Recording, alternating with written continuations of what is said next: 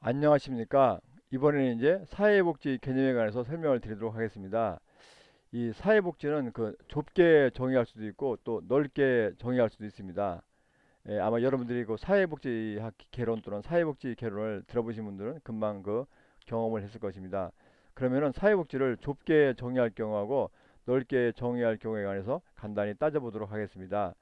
사회복지를 좁게 정의할 경우에는 사회복지라는 것은 사람이 인간이 기본적인 욕구를 해결한 상태라고 이렇게 보고 있습니다.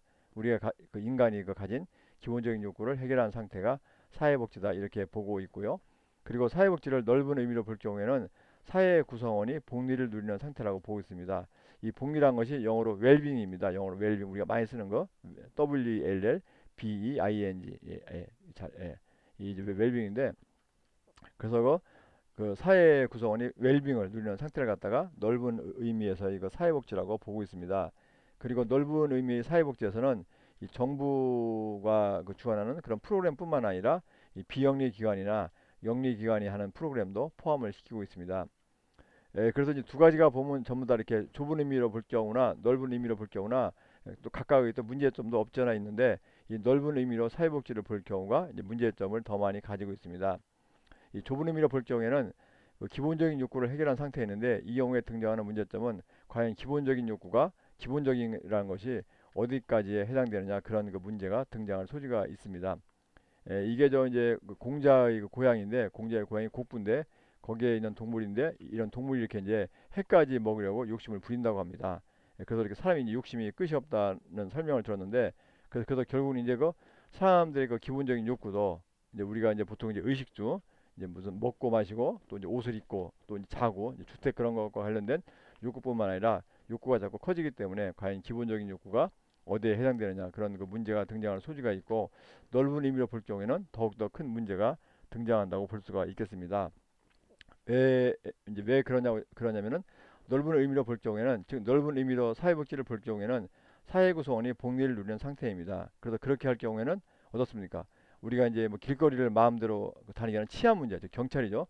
그런 것과 관련된 영역도 사회복지에 포함이 됩니다. 또 소방 이런 거, 소방도 인간의 웰빙이니까 소방이니 뭐 공원 같은 경우, 또 수질, 환경 뭐 그런 것들, 오락 같은 경우, 또는 뭐 스포츠 뭐 이런 게 전부 다 그 사회복지에 해당이 됩니다. 사실은 우리가 인간 사회에서 사회 구성원의 복리와 관련되지 않은 것이 거의 없을 것입니다. 그래서 이런 식으로 사회복지를 넓게 볼 경우에는 그 거의 뭐 주위에는 거의 대부분 모든 것이 전부 다 사회복지 속에 포함이 됩니다. 그렇게 되면은 그 사회복지 학과가 정말 엄청나게 규모가 커져야 될 것입니다. 사실 그 대학교에 있는 그 학과 중에서 이렇게 사회 구성원의 복리와 관련되지 않은 학문이 없을 것입니다. 그렇기 때문에 그 넓은 의미의 그 사회복지는 현실적으로는 참 이렇게 우리가 받아들이기 어려운 측면을 가지고 있습니다. 그렇기 때문에 이제 다음에 이제 사회복지 정책의 개념인데 이제 처음에 그 정책의 개념에 관해서 설명을 드렸고 그리고 이어서 사회복지 개념에 관해서 설명을 드렸습니다. 그런데 사회복지 정책에 대한 정의는 국가에 따라 차이가 많이 나고 또 학자에 따라 차이가 많이 납니다. 그러면 한번 그건 잠깐 무시하고 이제 그 처음에 말씀드린 것처럼 사회복지 정책의 개념을 사회복지 개념이 뭐냐 그리고 정책의 개념이 뭐냐 그리고 사회복지와 그래서 그러고 이것을 갖다 합쳐가지고 이제 따져본다고 말씀을 드렸는데 이제 드디어 그때가 온 것입니다. 그래서 이거 사회복지 개념과 관련해서 사회복지 정책의 개념을 따져볼 경우에 이제 고려할 사항은 이제 조금 전에 방금 말씀을 드린 것처럼 이 사회복지를 넓게 즉 사회 구성원이 복리를 누리는 상태라고 볼 경우에는 사회복지 정책의 정의가 의미가 없어집니다. 왜냐하면 모든 게 전부 다 주위에 있는 모든 게 전부 다 사회복지에 포함되기 때문에 정말 그렇게 되면 뭐 사회복지 정책이 모든 걸 다 해야 됩니다. 뭐 소방 문제 같은 거, 경찰 문제, 뭐 수질 문제, 뭐 공기실 같은 경우, 공원 문제, 스포츠 문제. 그래도 사실 이것은 현실적으로 불가능한 이야기입니다. 그래서 우리가 사회복지 정책을 정의할 경우에는 사회복지를 좁은 의미로 보는 것이 현실적으로 더 유용하다는 것입니다. 사회복지를 좁은 의미로 보는 것이 무엇입니까? 인간이 기본적인 욕구를 충족한 해결한 상태라고 이제 말씀을 드렸습니다.